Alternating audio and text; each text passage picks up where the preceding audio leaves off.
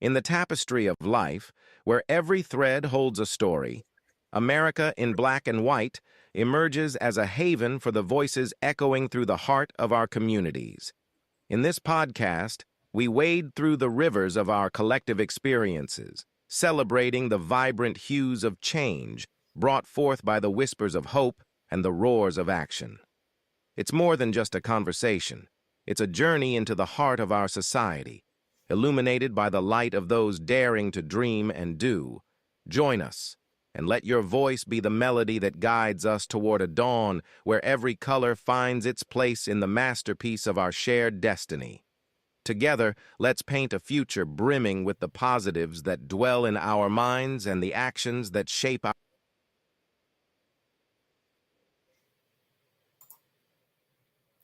Good evening, ladies and gentlemen, and welcome to another episode of America in Black and White, where we are painting conversations on the canvas of America.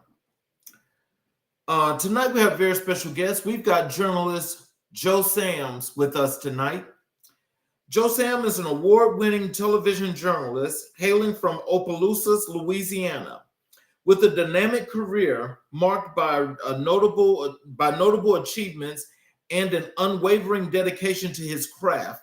Joe's journey in the world of media and communications is nothing short of inspiring. His educational foundations and early career consisted of Joe's academic journey, began at Southern University A&M College, where he earned his bachelor's degree in mass communications in 2013. During his time at Southern University, Joe showcased his leadership skills and passion for advocacy for serving as NAACP president. He also honored his broadcasting abilities as a radio talk show host for the Bluff radio station. In spring 2012, he became an initiate of the Alpha Sigma chapter of Kappa Alpha Psi Fraternity Incorporated, further cementing his commitment to excellence and community service. Professional rise and continued education. Immediately after graduating, Joe dove into the world of news reporting in Monroe, Louisiana.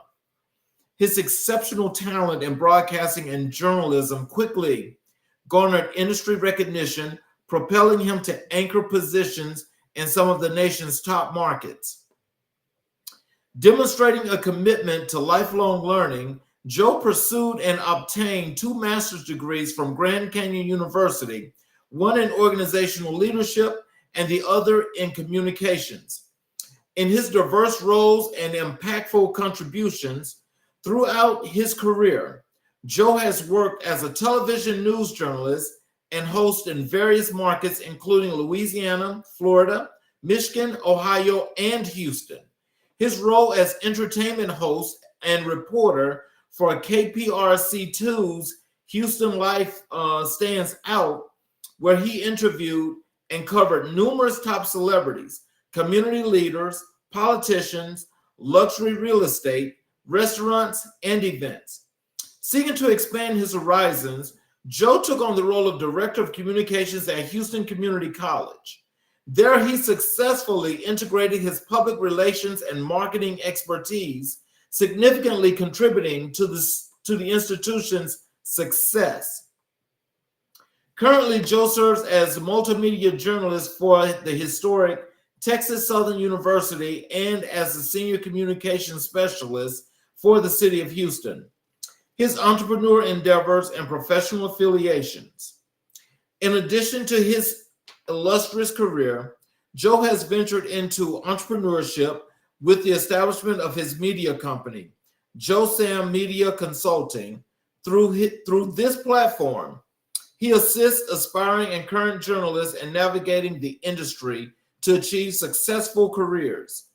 Joe is a proud member of several prestigious organizations, including the Houston Association of Black Journalists, National Association of Black Journalists, NAACP, and the National Society of Leadership and Success. His involvement in these groups underserves his commitment to fostering diversity, leadership, and professional excellence within the field of journalism. Joe Sam's career is a testament to the power of dedication, continuous learning, and a passion for impactful storytelling from his early days in Louisiana to his current roles in Houston.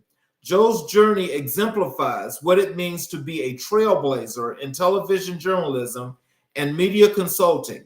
His contributions continue to inspire and pave the way for the next generation of journalists.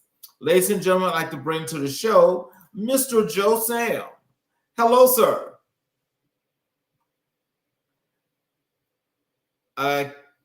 We can't hear you.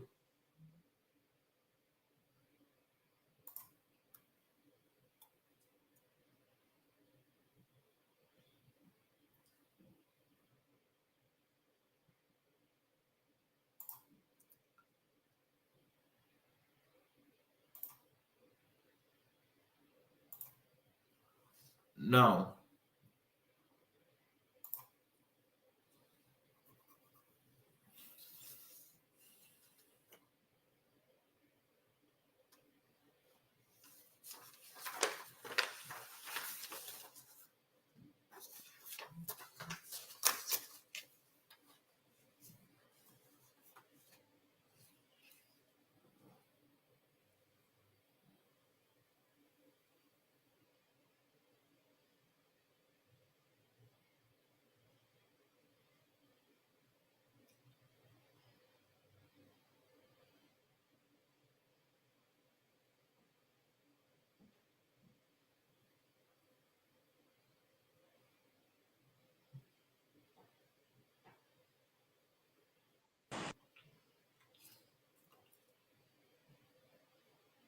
Okay, how about now?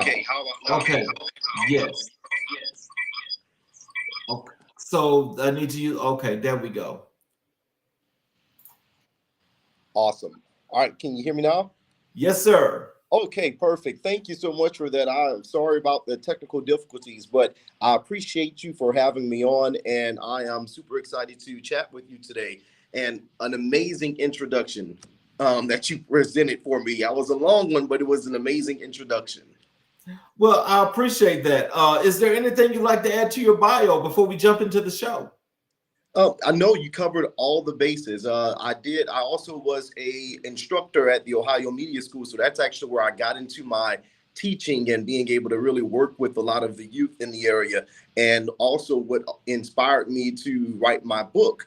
The first book that I just published, which has been doing absolutely amazing, is called Keeping News from Breaking You, and it's available now on Barnes and Noble. So those are just some more of the actions that have been happening right now within my career and within my life that has been really significant to the community that I serve.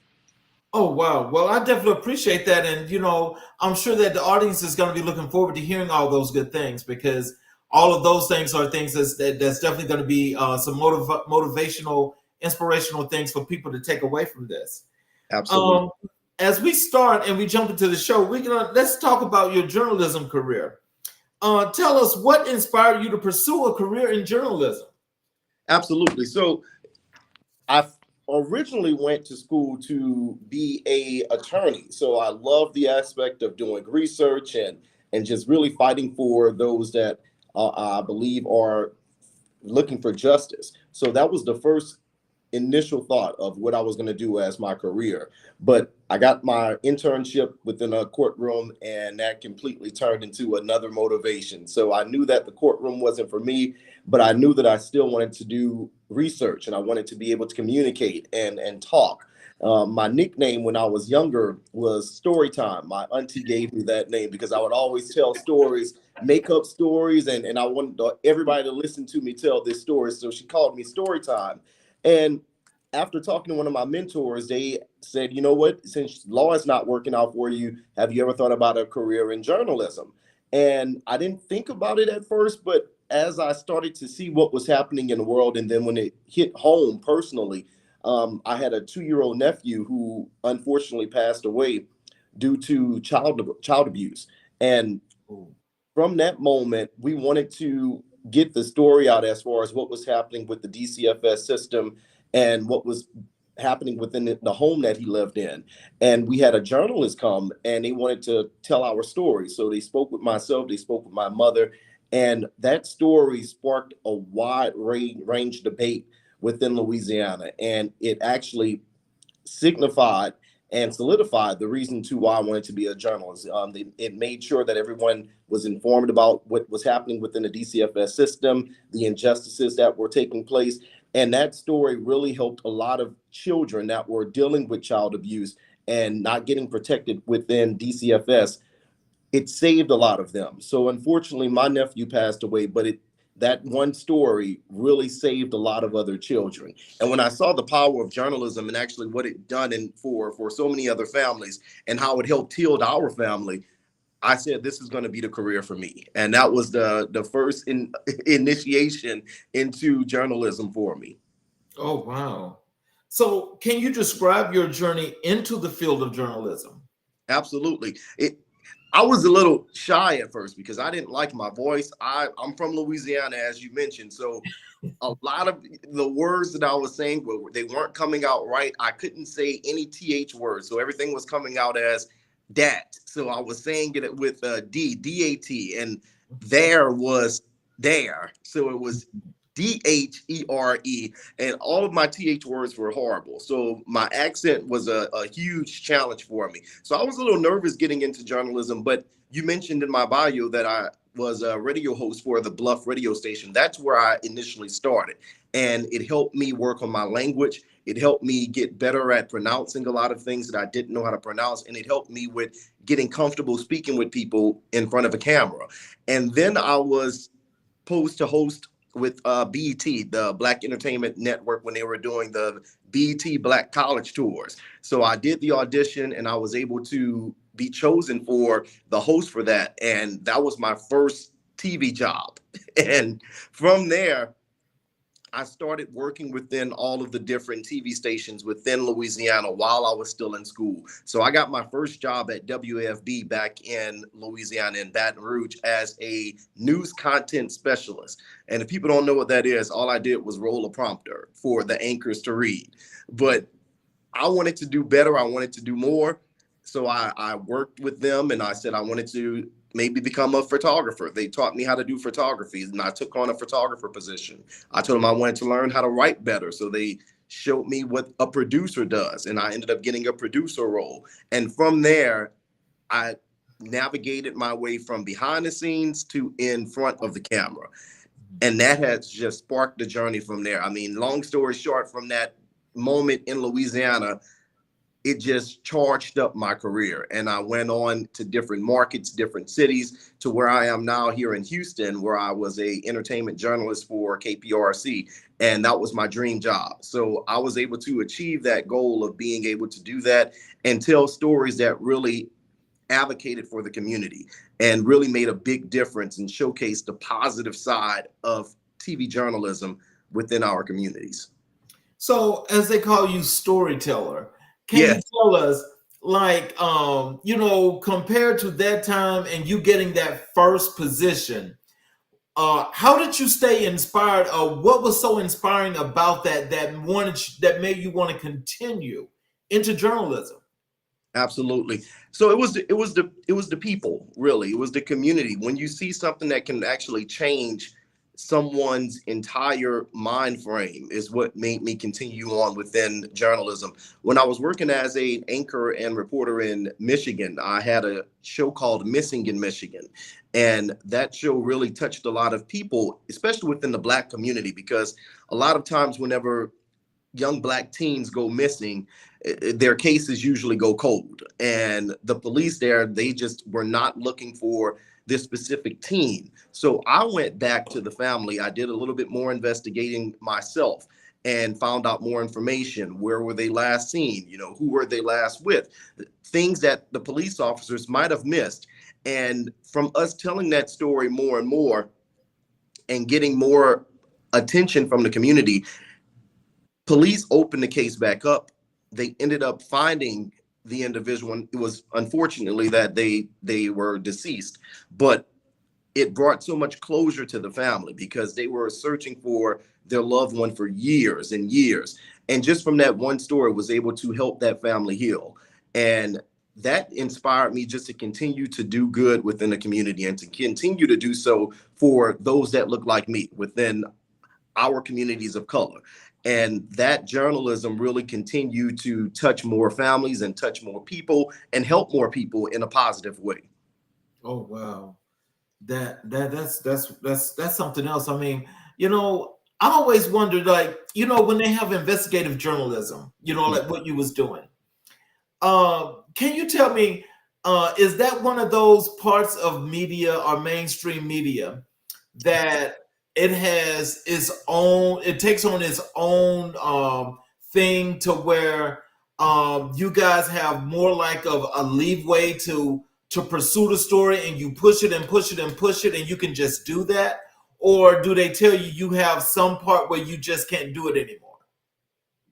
Absolutely. For those particular stories, you are given a certain amount of time to flip the story. On a day-to-day basis, if you talk to any other journalists, we're usually having to turn a story on that same day. And you only get a couple of hours to work on it, and you have to be ready to go live at 5 o'clock or whatever time the show starts. So for the investigative journalism stories, they're going to take more time. They're going to take more research, which is what I talked about in the beginning about me loving doing research and really just finding out more information and more clues of what happened and what went wrong. So for that story, I believe each story I was given about a month to work on. And the more leads I got and the more information I got, it was up to my news director to determine if they wanted to continue to keep that story going. So when they saw how much positivity it did within the community, they said, you know what, work on as many investigative stories as you would like. You have the power and the freedom to do as many missing in Michigan stories to make sure that these families get closure. And I did so. So some stories would take a month, other stories would take maybe 3 weeks to get more information and to even find some of these individuals. Not all of them were sad. We were able to bring back home, I believe, a total of 5 to 10 different children that were missing from those communities. And they saw the story on air and they saw how it was being shared on social media, and they didn't even know that they were reported missing. So they came back home after seeing their face on TV and that their family was looking for them. So they gave me as much time as I needed to work on those stories, but I also wanted to be in the mind frame of getting the stories done quickly, because I know that these families were looking for closure and they were looking for some support and some help. So I wanted to make sure I was doing so in a quick mind frame, but also making sure that I wasn't skipping over any details or any information. And that's what journalism is. You don't want to report things that aren't factual just to try and make a deadline or just to try and get it out there as quick as possible. You really want to dive into the information that you're given and really be able to tell the story and what's happening and what call of action that we're sending out to the community to also lend in support. Well, tell us about this. What has been your most memorable story to cover as a journalist? That's a good question because there's been so many different stories. I would have to say I just did one that was just recently. It was at Texas Southern University, which is a historic Black university, historic HBCU here in Houston, Texas. And I had did so many other stories that were inspiring to me, but this one here really touched me because it was one that changed the lives of so many kids. And this was within the Ocean of Soul Marching Band. This story I actually submitted to the Emmy Awards. So I'll be finding out if that story it will be nominated for an Emmy Award at the end of this month. But Beyonce, who is a huge superstar, she's also from here, from Houston, Texas, Third Ward. And she came back here to perform for the Netflix Christmas special on Christmas Day. And she asked the Ocean of Soul to perform with her. So I was there to capture the entire story from the moment the announcement was made throughout their rehearsals to the actual performance. And although it was an entertainment story, just being able to perform with an artist like that changed the culture at Texas Southern University. It opened up so many different kids to the arts and music and entertainment. And it really gave the Ocean of Soul marching band a push that they needed. It gave them the motivation, the inspiration that they needed to continue going. Sometimes their musicianship wasn't at its best, but being able to be rewarded with a performance like that and being able to perform with the musical artists such as Beyonce really inspired them. And it not only inspired them, but it inspired me as well. So this story, it was a short film. It came out to be about 15 minutes long. And that has to be one of the biggest pieces, one of the biggest projects that I've been a part of and been involved to work on. So I would have to say that one right there. That's the most recent, and it's one of the most inspiring to me. So how do you approach storytelling in your articles? It's always an approach for me to where I have to draw people in. You know what I'm saying? You don't want to bore people. Within journalism, you want to make sure that we're always told to get a headline out there that draws people in, that captures their attention. My approach is to always make sure that whatever I'm putting out there as a headline is something that is going to be a reflection of the community that we're talking about. A lot of my journalism, a lot of my projects that I've worked on, a lot of the stories that I've worked on have been those of communities of color. Majority of the time, whenever I go to different stations, I'm the only Black journalist on air. So whenever it comes time to do any types of stories on the community, I make sure I focus on the communities of color so that I can make sure that their voice is being heard. And my approach to that is to, first off, be a part of the community. You can't tell the stories of the community if you're not a part of it yourself. So I make sure that I'm there at the community meetings. I make sure that I'm there at the town halls. I make sure I'm hearing out everyone's concerns and what they're worried about, what they're excited about, what they would like to see happen within their community, and what they want their journalists to talk about. What would they like for me to report on? So my approach is always community first. I can't talk to an audience of people that don't know what I'm speaking about or don't trust me to tell their stories. So that's my first approach, is to gain the trust of the community, make sure that I'm writing to where I capture their attention and I keep their attention. We're living in an age right now where a lot of people's time spans are really short. They don't want to sit there and read an entire book. They want their information really quick, fast, and in a hurry. And I make sure that I do that, but doing so within the right information that they need. Here are the facts. Here's the who, what, when, where, and how, and why, and what you can do to change that, or what you can do to be a part of it. So that's the way I approach all of my stories. And I make sure that after I am done with that story, that there's follow-ups, that it's not a one-time thing. A lot of reporters, they break a story, then they move on to the next story, and then they move on to the next. And you never see them go back to the first story that they reported on. I like to go back in and check on my community. When within my family, they don't just call me once every year. They're calling me every other week and checking in on me, following up to see, hey, I know you had a bad week last week. How's this week looking for you? That's what I do within my journalism. If I'm reporting on a community that has been affected by an increase in taxes and they can't pay for their groceries, if I did that story that week, I'm going back the next week or the next 2 weeks after another bill was passed to see if anything changed. How can we help? How can we make sure that you're doing okay? So that's my approach to journalism. If I'm not helping, if there's not a call to action, then I'm not going to do the story. Well, you said something that really caught my attention because I found it to be very relative. When you were talking about if you're not from the community, how can you report on the community? Absolutely. Can you tell me what makes some of these news stations, and when I say this, I don't mean this to come out the wrong way, but just being factual. What makes them think white people can cover Black folk? And that's has always been a question to me. Because they just don't understand. Like I mentioned, they don't understand the community, and I don't know why a lot of these news directors or producers feel as if there's an issue in the Black community, we're going to send them out there.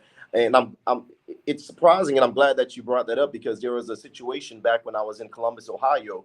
It was during the time of George Floyd, and a lot of these reporters who were not Black reporters, they were going out to cover these protests. And one of our anchors, who was also going back and forth with the reporter as they were live on the scene for one of the protests, he referred to some of the Black protesters out there as animals.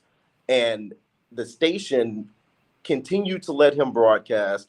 I was watching from home because I was off by that time. I was on a different shift. And I couldn't believe that that came out of his mouth live on air. And from that, the community, the Black community, called for his suspension. They suspended him with pay. And I didn't understand that either until the fuel died down. And they didn't understand exactly what Black people were actually angry about. All they were seeing was that, oh, there's businesses being destroyed. They're not following the police officers' orders. But they didn't understand what we were really upset about, because, again, like I mentioned, they do not care to research what the community is going through. Why did George Floyd's death, why was it so significant to the Black community and people of color? And that was the issue, that with a lot of these news directors, they don't understand that. And that's why it's always important to have a journalist of color within these stations, so that we can advocate for those communities. And we can, I hate to use the word educate, but so we can educate them on what it is that we do when we talk to these communities. I can cover any community, but I make sure that I'm covering the communities of color, because I know that my white counterparts are not going to do the type of job that I'm going to do, because I know these communities. I know what we're going through, because I'm going through it, because I am a person of color. I feel the same emotions. And if you can't relate when it comes to emotions with these people, they're not going to trust you, and they're not going to give you the story that you need. A lot of these white reporters, they don't care about relating, and they don't care about what's going on. They just want to get the story done and move on to the next. And that's, to me, inappropriate. So I always advocate for having Black journalists within every single station that's within this country, which is another reason and another mission for the National Association of Black Journalists. They make sure that Black reporters, Black TV personnel are within these stations, so that we can educate our white counterparts on doing better and being better.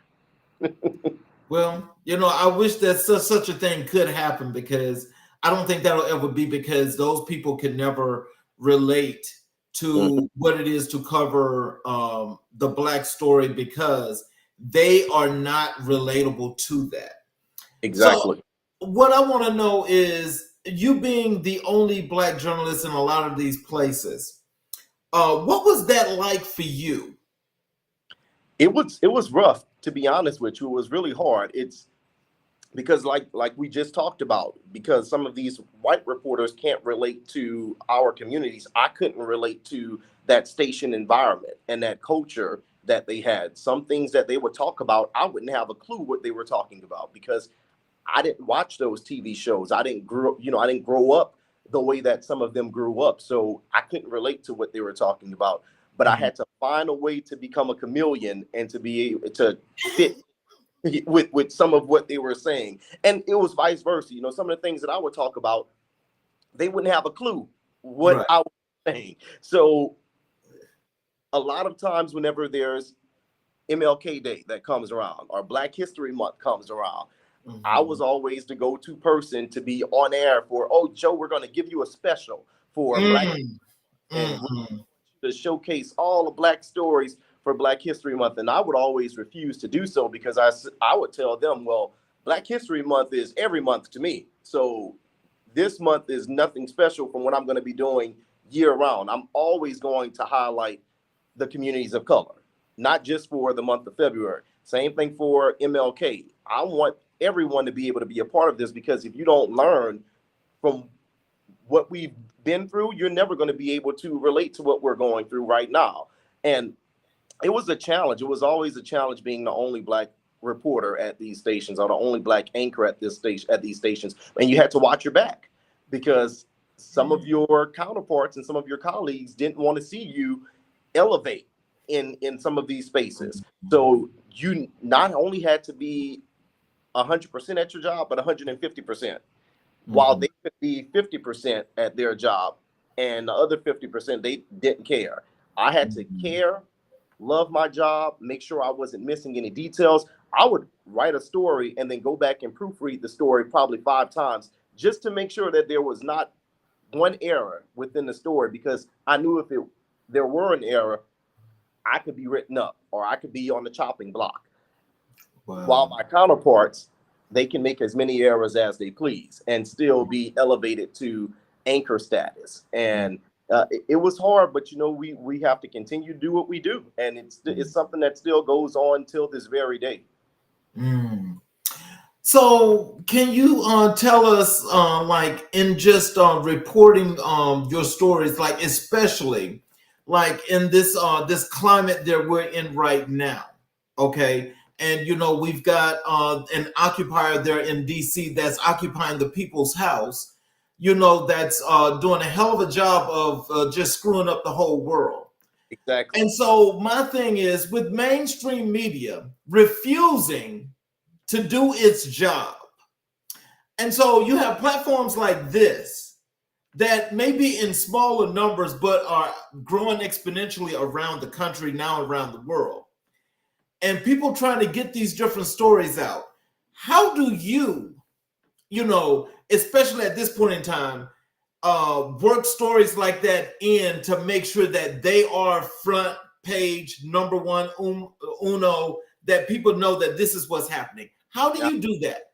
absolutely. It's always going to be a fight, and what you have to make sure you do is that you gain the trust of these people that you're working with, because and even if you do have it, there's always going to be a moment in time where the person that's in the White House doesn't like what you're saying and you get fired the next day. Mhm.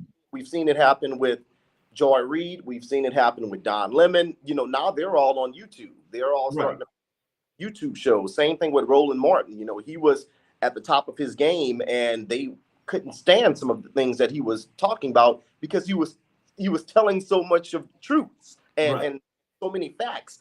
And they said, "Oh, we can't have this, so we're going to have to get rid of him." But as you can see, they still couldn't get rid of him because he's now created his own platform.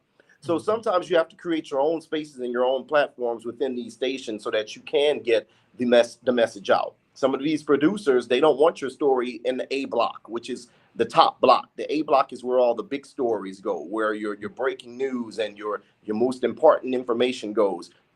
They don't want those stories in the A block because they know that it might rub the viewers the wrong way, especially if your viewers are more so catered to the Republican side and Mhm. and our Trump supporters. Um, Mhm.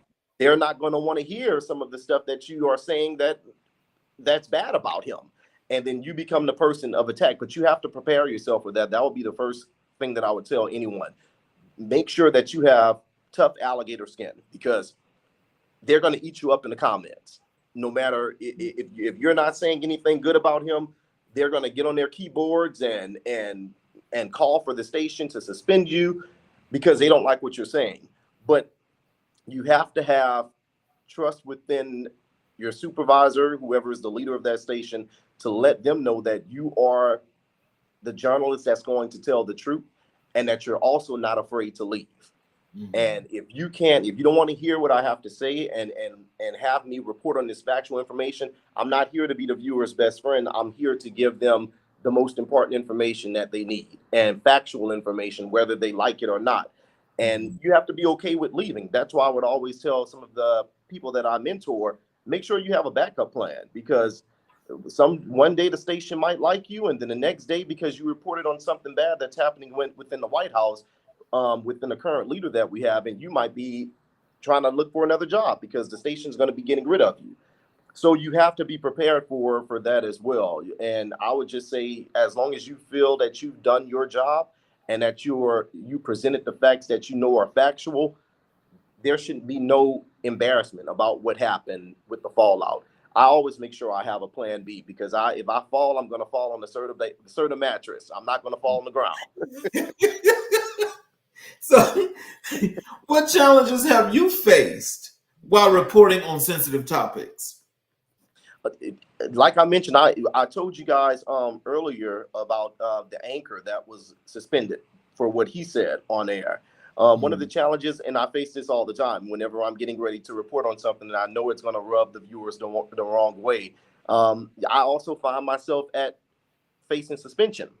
Unlike the anchor that was suspended with pay, I was suspended without pay, and it was me covering the Black Lives Matter movement.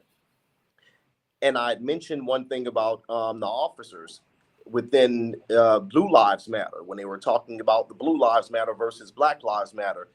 A lot of the viewers didn't like that. That was one of the challenges that I had to face before I went on air. I had to tell myself, I had to have a talk with myself and said, if I go in here and report this, I can either do it one way and change my entire story so that I can appease the viewers and not myself and not my community. So it was a situation to where you're damned if you do, you're damned if you don't. So yep. I can either appease one community and continue to be on air, or the community that I always supported and get suspended off air. And I chose to continue to making sure that I gave factual information about my community. And I was suspended for a week and a half, I believe, without pay. But fortunately, throughout that week, I was able to obtain my job in Houston, Texas. So during that week, I knew God had me protected, because right after that happened, I was contemplating back and forth on if I wanted to return to that station that had suspended me for doing my job. And they suspended me because the viewers didn't like that I was saying what I was saying about Blue Lives Matter versus Black Lives Matter. They didn't care for what I said at all. And I was good on one side because my community loved me for reporting the facts that so many people were afraid to report. But then on the other hand, I can't please everyone. And I knew that I had to make a choice on if I wanted to go back to the station or leave. And I decided to pack my belongings and head to Houston, Texas. So, and so, you know what, I say smart man, because not speaking ill will of the folks in Columbus, Ohio, but their history precedes who they are. And Absolutely. So they can't hide that. Absolutely. And regardless of the case, you could be in Columbus, Ohio, you could be in Lexington, Kentucky. They're the same way. Them people are very relatable because they are friends. Absolutely. They are friends. Everybody know everybody, and they're all cousins. They're kissing cousins. And it was great when all loved me whenever I was reporting on, the entertainment and the festivals and the food. Oh, they couldn't get enough of that reporting. But as soon as I switched it up a notch and started reporting on real issues, now I became enemy number one. And that was just shocking to me, because I thought that the same people that were in my corner, they turned quickly. And that's something that you always have to expect as well as a person of color. One day you're best friends with them, and the next day you're enemies because they didn't like something that you said about someone that they respect. And that was an issue. That's a challenge that you're going to face every single day as a journalist, or even as a person that works in corporate America or wherever you work. It's a challenge that you're going to have to face, because you know that some people are going to like you one day and they're not going to like you the next day because of you basically presenting factual information, and they don't want to hear it because some people still live in that delusional mindset, and it's chosen delusional that right. they plan to do. They choose to be delusional. So you have to let them go on and live their life the way they want to live it. And I'd rather see things for as they are rather than seeing it one way. And that's the only way. In your opinion, what is the role of a journalist in today's society? The role of a journalist is that you're doing everything. So I would say your main responsibility as a journalist is to make sure that you are standing by the story that you are presenting. You're making sure that it's reflecting the people that you are serving within your community, and that it's factual and 100% correct. You're telling both sides of the story and not just one angle. You want to make sure that you're doing that. That's the primary role of a journalist, is to provide the community with information that's going to be beneficial to them. and factual to them, and not something that they are being misled by, because there's been a lot of misinformation within some of these national stations. You hear it pretty much every day on a lot of these national stations. Ooh.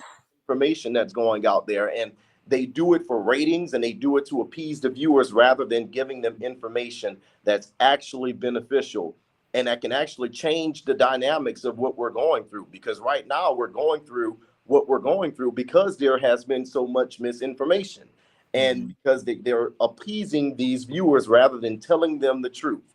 And that's the issue with a lot of these journalists now. But that's the primary role of a journalist, is to purport the information, no matter how you feel the viewers are going to like it. You have to report as factual as you can make sure it is. And journalists right now are doing everything. That's why a lot of people are burnt out, and this industry is starting to fail. And a lot of people are getting their information, their news, from social media right now, and from YouTubers and bloggers, because journalists are being burnt out. They're not only the person that's on camera, but they're shooting their own material. They're writing their own material. They're editing their own material, and they have to do it all while also being underpaid and underrespected and undervalued. So you see a lot of people leaving the industry and going to other spectrums of communications. And I think that's going to be the issue right now, is that now people are going to have to rely on social media influencers and YouTubers in order to give them their information. But I love the fact that you're doing this right here, and that you're giving others the opportunity on your platform to share valuable information. And I think that that's going to be important in a day and age right now, when we have social media influencers that are being paid by different parties to say things that they want them to say. And then some of these influencers have thousands and thousands of followers, and them telling them giving them misinformation, now you've affected thousands of people that are then going to go and share that misinformation with thousands of other people. So it's important that we have other platforms like this here that's going to give them that truthful information, so that it can combat so much misinformation. And so I just want to say this, just before we move on, is that in mainstream media, I think white America has done its damnedest. That's destroying the world. And they're destroying the world because they are in fear of lying, cheating, and stealing, and making themselves pretty much I'm supposed to get this, do that, or whatever have you, and not have no accountability. But because they've done that so much and the world has evolved, they now realize that that's not the way of the world. So rather than do the right thing, they'd rather burn this place to the ground, is what they're saying. But primarily what's going to happen is we're not going to let that happen, because we are the majority and always have been. But you see, as all of these platforms pick up, they're going to realize who's going to be begging after a while, because we really don't need them. They need us. Absolutely. And so that's what we need to be thinking about. That's why I say it's all about building communities. We build our communities and say, go do what you do. And that's where we're going. And then they're going to realize at that point how important it was to have us be a part of a more wider range of what's going on in America today. You hit it on the nail when you said that they've always had this privilege, and now they're seeing that their privilege is failing them. So what to do in these situations now, because it's always worked for them, and now it's not working. So they don't know how to handle that. And I see a lot of them throwing temper tantrums, and they're acting like children now, because they've never been told no before, and had the door slammed in their face, and they're like, oh, well, I can go and commit this crime and get away with it, and it's because my privilege is going to let me get away with it. But now they see that it's not working for them, and they're like, oh, well, I don't know what to do now. And I actually have to be accountable for my crimes and for what I do. And I think a lot of people are putting their foot down. A lot of people of color are putting their foot down, because we were always told by our grandparents and a lot of our older generations, just say yes, ma'am, and yes, sir, and no, ma'am, and no, sir. And whenever we're approached by any type of any of these people, I'm going to just leave it like that. We were always told just to give them the utmost respect. But now a lot of people of color are putting their foot down. They're like, no, I'm not going to tolerate that. I'm not going to take that. And if I'm disrespected, they're going to also be met with disrespect. I'm not going to give someone respect when they're disrespecting me. And a lot of these white people who were privileged are not used to being disrespected as much as they would disrespect us. And they're also seeing that a lot of them aren't able to handle and defend themselves as well as people of color can, because we've had to defend ourselves for so long. So when you line 2 and 2 up, I believe, I think I'm going to bring back a video that had went viral. It was all over the news, and I had to cover it as well, when there was a person of color being attacked by a bunch of privileged boaters and swimmers that were out there on the pier. And there was some people of color that jumped off of the boat and swam all the way to the pier. That was the Montgomery brawl. Yes. Yes. And they made sure that they understood that, hey, y'all are not going to bring that privilege here and think that you're going to attack someone. And we're not. And a lot of these people didn't know the security guard that was being attacked, but they jumped in to defend that person from being attacked because he was only out there doing his job. And because he told these people no, and they couldn't understand that, they decided to get violent. And we're always painted as the ones that are violent, but then now we're actually seeing who are actually the violent people. Exactly. And now Black people have to continue to show them that we're going to defend ourselves. And when we defend ourselves, you're going to lose. So you may want to think twice before you try it again. Yes. And so we're going to transition to your work as an author. Yes. And so tell us, what motivated you to write your first book? It was motivation of what we talked about throughout this entire conversation. It was the backhanded racism that I faced at a lot of these stations. A lot of times the competitiveness, when there's one person that cries wolf, it's usually the Black person that's being put out. I saw a lot of people that it happened to them and they rather suffer in silence. And we, again, like I said, we were always told, oh, well, don't say anything about your news director saying that to you because you're not going to be able to find another job on TV. And I would get told this by other Black male journalists. I would go and console to them and talk with them and try and get them to give me some understanding. And they would tell me, oh, just stay quiet. Don't say anything. And just do what they tell you to do. Even though I knew what they were doing was wrong. They just said, just go with it and just keep quiet because you're not going to be able to find a job anywhere. So I of course, rebelled against that statement. And if I felt like I was being treated wrong, I stood up for myself and I said something. And I've done that at a couple of stations until I started realizing the tips and the tools that I needed to have in order to survive at these stations.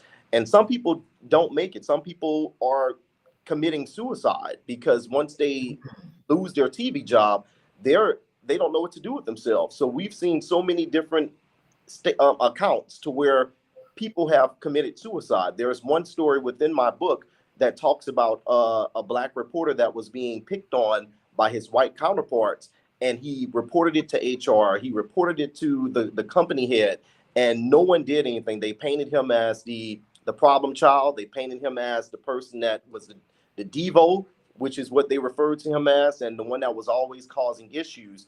And they end up firing him after a point of time, even though he was in the right. So he completely went mentally unstable, and he shot the reporter that was teasing him as well as her photographer live on air. Those two people lost their lives. And then as he fled from the cops, he eventually stopped at one point and shot himself and committed suicide. And this was all stemming from these white counterparts at these stations picking and aggravating the person of color, and no one believing him, everyone painting him as the problem child. That's where it all stemmed from. 3 people lost their lives because of that. So I felt that it was important to write this book because I seen it happening so much within the industry. I seen it happening time and time and time again. We actually just lost recently one of our colleagues and a big mentor to me, Chauncey Glover. He was a huge anchor here in Houston, Texas, and he lost his life. we are still trying to figure out what was the cause behind it, but a lot of speculations are saying it was because of a mental breakdown. And a lot of people don't understand how mentally a lot of these reporters, especially reporters and journalists of color, are going through, I'm just going to say it, are going through hell at some of these stations in order to just do their job. And the book is called Keeping News from Breaking You, because I wanted to make sure that I'm telling them not about ways to not let it break your spirit, not let it break your bank account, not let it break your drive and your determination. And here are the ways on how you can make sure you protect yourself whenever you do get within this industry or any industry. It's not just for those that are in the TV industry, but these tips and lessons can be applied to any industry in order to keep people from coming after you and affecting your job and your livelihood. So it teaches you about paper trailing. It teaches you about the red flags whenever you start seeing things happening, about micromanagement, all of those different things, and how to make sure you protect yourselves within the corporate industry and the news industry. Mm. So can you describe your writing process? The writing process stemmed from my business. We talked about my business, so it was Joe Sam Media Consulting. A lot of those stories came from some of the clients that I worked within my consulting firm. So they would tell me about what was going on at their stations. And I asked each and every last one of them before I wrote the book, can I use your stories? Can I talk about what you've shared with me within my store? Of course, we're going to keep your name confidential, but we're not going to put it in the book. We're going to make sure we just tell your story and what happened. So my writing process started from there. I made sure that I just laid out a blank sheet of paper and I started laying out step by step what happened, giving real testaments from people that have gone through these things, including myself, and the steps on how to make sure you protect yourself from walking in the building day one. So the writing started off a little slow because I wanted to really figure out the dynamics of what was happening within the station. And again, like I said, I wanted to get both angles. So I talked with a lot of corporations as well, a lot of different businesses, a lot of different people that were in management positions. I learned about the different styles of management. I have a master's degree in organizational leadership. So we talked about different leadership styles and different leadership structures. And that's where the writing started to form and the book started to come to life, utilizing all of those different interviews that I did with business and corporations, former journalists, former managers, and then branching some from off of my own experiences as well. So it started off slow, but then it progressed. And before you know it, I ended up having 150 pages. And from there, it branched into 300 pages that I had to then dial back down because I knew, nowadays people don't have time to read a 500-page novel. So we had to bring it on back. But my writing style started from there. I wanted it to be powerful. I wanted it to be inspirational. And I also want people to walk away with something once they finish reading the book in order to protect themselves from years and years to come within whatever business or industry they decide to go in. So how does your experience as a journalist inform your writing as an author? So it's completely different. So being a journalist and being on air, I had to bring the energy out through my personality, as what we are doing right now through the screen. You have to emote that through the screen and get people to trust and listen to what you're saying through the television screen.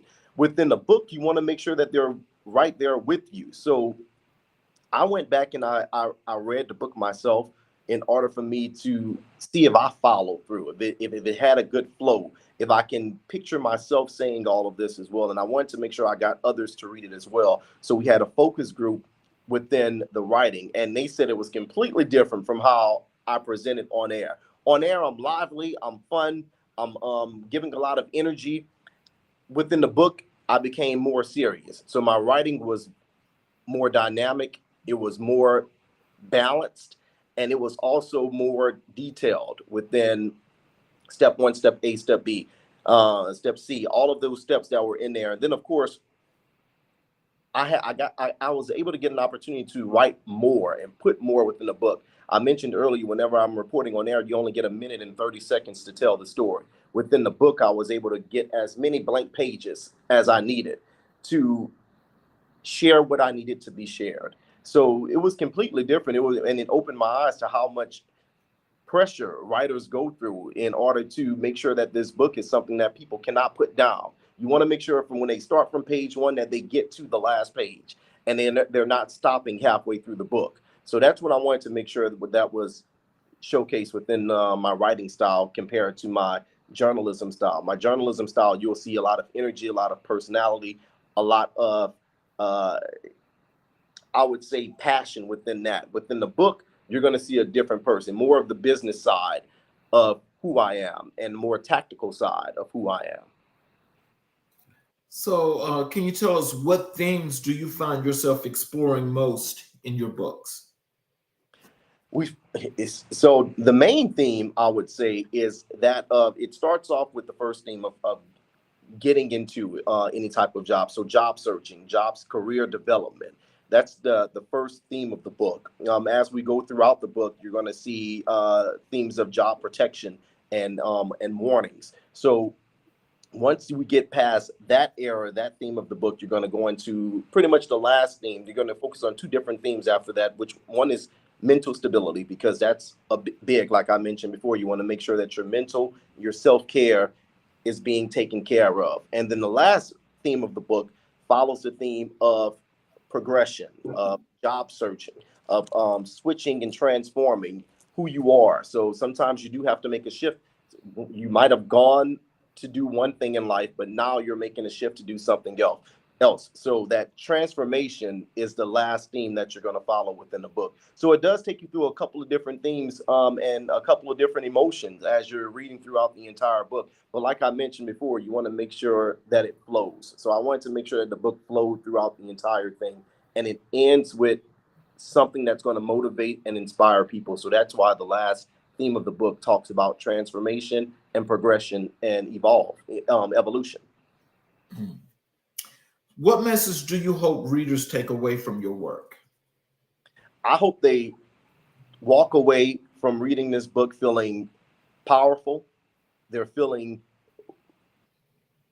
empowered, not just powerful, but empowered to continue on with their career and know that they're intelligent and that they can be successful at whatever they do if they follow the tips and the tricks that have been laid out for them in the book. I want them to walk away with that. I want them to walk into any door knowing that they can also respect themselves and not have to dim their light in order to let someone else shine, that they can also have respect for themselves and make sure that they're getting that respect from everyone else as well, that they're giving out. I'm not going to continue to pour into your cup if my cup is not being poured back into. So I want people to walk away from the book feeling powerful and feeling empowered to be successful within any industry or career that they decide to take on. So how has the reception of your books influenced your future writing? Oh, it's inspired me big time. I'm already planning on writing the next book, and the next book is this book has been really successful. We've done a couple of events, and at every event I run out of books because I didn't expect for it to be so many people at these events and that it would help so many people. We've had 5 events already, and each one of those events have sold out books. I've had to make more and more orders as we speak. One is in process right now. So we're already in the process of planning out the next book, but I want the next book to focus more on my imagination and more on the side that I really, because I'm a big fantasy person, so I love fantasy and anything that deals with branching out, but it still is going to incorporate positive messages in there and really deep-rooted messages. I'm from Louisiana, so I always wanted to write a book about the culture of Louisiana, the spiritual aspect of Louisiana, and also what people are still going through right now. Louisiana was a big hub for slavery, and a lot of those people, a lot of those ancestors of slave owners, and they're still there now. Their generations are still there, and we still see a lot of racism within Louisiana. So when I go back home, I still have to watch out for the things that my grandmother told me about. So the next book is going to focus more on fantasy, but also with deep-rooted messages